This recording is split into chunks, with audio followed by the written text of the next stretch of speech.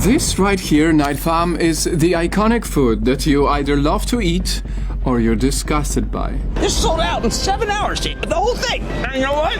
It's darn good. Whichever you are between the two, this video will fascinate you. Because how come this often called disgusting mystery meat, considered to be a joke in many American households, Today we're cooking my dog and I's favorite food, Spam. Check out this Spam juice. became so loved in many parts of the world, where people even dedicate entire festivals for Spam, create a boy band that sings for Spam,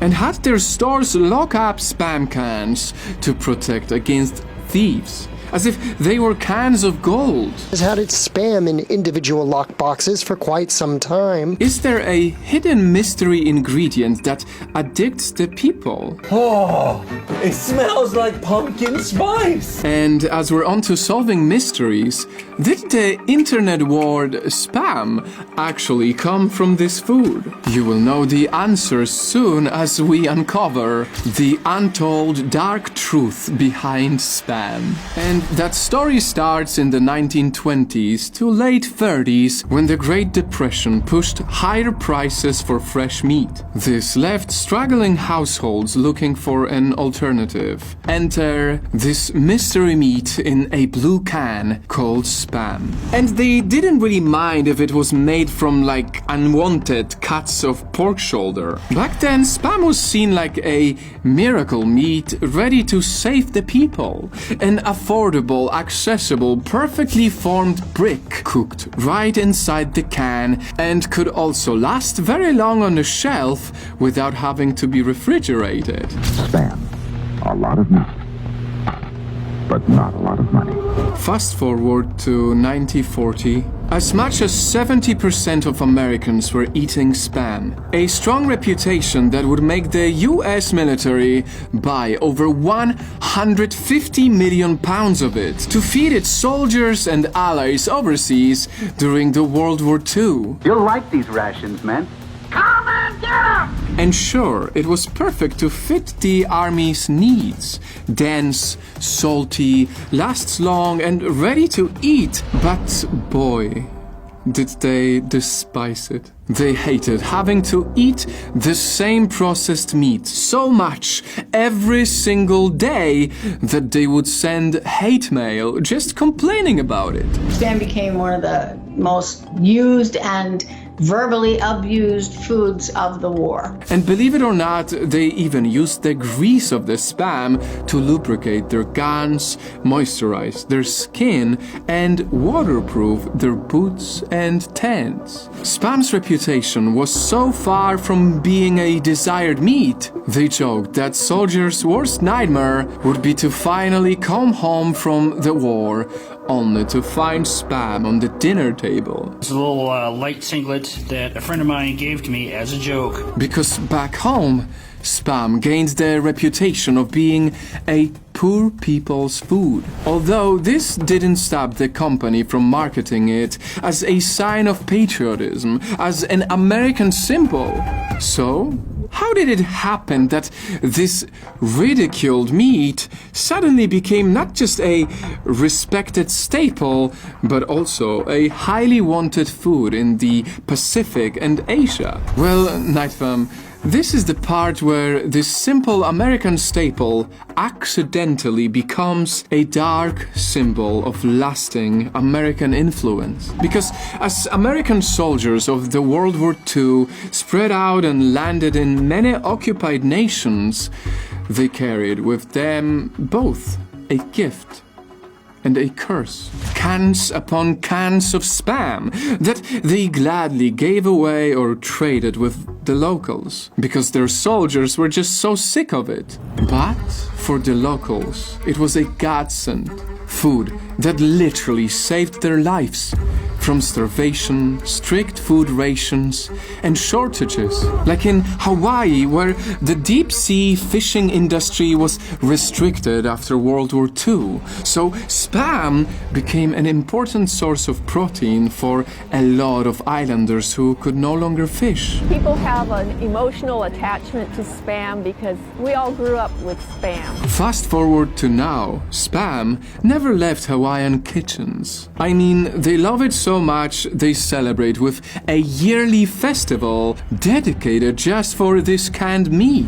A favorite Hawaii staple, Spam. And like I told you at the start, their grocery stores even locked up specifically stocks of Spam to protect these precious goods against thieves. And that same story happened in the Philippines, where one grandparent would even recall Spam as some kind of gift from saviors. He remembers American GIs coming in and driving through the roads of provinces and throwing cans of Spam at him and all the kids, chasing after the American trucks, being like, "Oh my God, the Americans are here. They're going to save us from the Japanese army, and they're giving us Spam." Now, Filipinos have gladly absorbed it into their local diet. They regularly eat Spam silog or Spam with egg and garlic fried rice. Feel like Filipino? There's always Tocino. And their loved ones living abroad would bring back boxes of Spam as a homecoming gift. And get this. One time there was even a Filipino boy band created by Spam to sing songs and make music videos all about Spam. I'm not kidding. I always knew you were the one I wanted to have between two buns. Suddenly, Spam, supposedly just poor people's food in America, evolved into a status symbol in other countries. Like in South Korea, where US soldiers reportedly used Spam during the war as a means of trading for information around their bases. But now, South Koreans also included a lot in their cuisine, even giving away Spam as a popular holiday gift. You can easily find Spam packaged in fancy-looking boxes in Korean supermarkets. Hawaii, Philippines, South Korea, Japan, China, Hong Kong, Puerto Rico. All these places were introduced to Spam in war times, and since that first taste, they have not looked back. I chose Spam because it's a classic comfort food. It's very well known in Asian cultures. So, Nightfam, if these places had such fond memories of this food, how and why then did it become a curse? Is it because there really is a hidden ingredient in this mystery meat that all of us should know? Well, you'd be surprised to know, but Spam is actually not a mystery at all.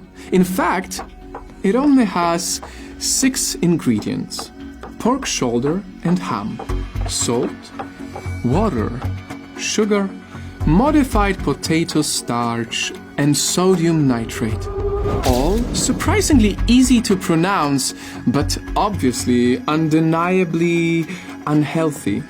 So all those people that Americans introduced Spam to, the high sodium and high fat content definitely increased their risk of high blood pressure and heart disease. The preservative sodium nitrate could increase their risk of cancer, and it continues to provide them very little essential nutrients. Now, of course, the nations that embraced Spam could also be eating other unhealthy foods. But one still cannot help but wonder, would these places have fewer cases of diabetes and heart disease if their taste buds weren't trained to depend so much on imported canned meat? And last but not least, to solve the final mystery, did the internet word Spam, like unwanted emails, really originate from Spam, the canned meat? This will most likely surprise you, but the answer is yes. It's because of a comedy sketch from Monty Python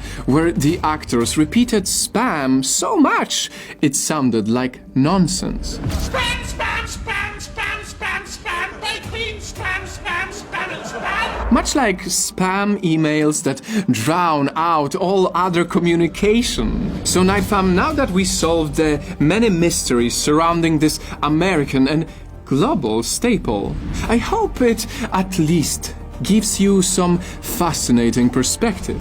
That if one man's most hated thing can easily be another person's most awaited gift, then maybe you should apply it to your own private, personal life outside of food and only look for the people who will choose to see the best in you.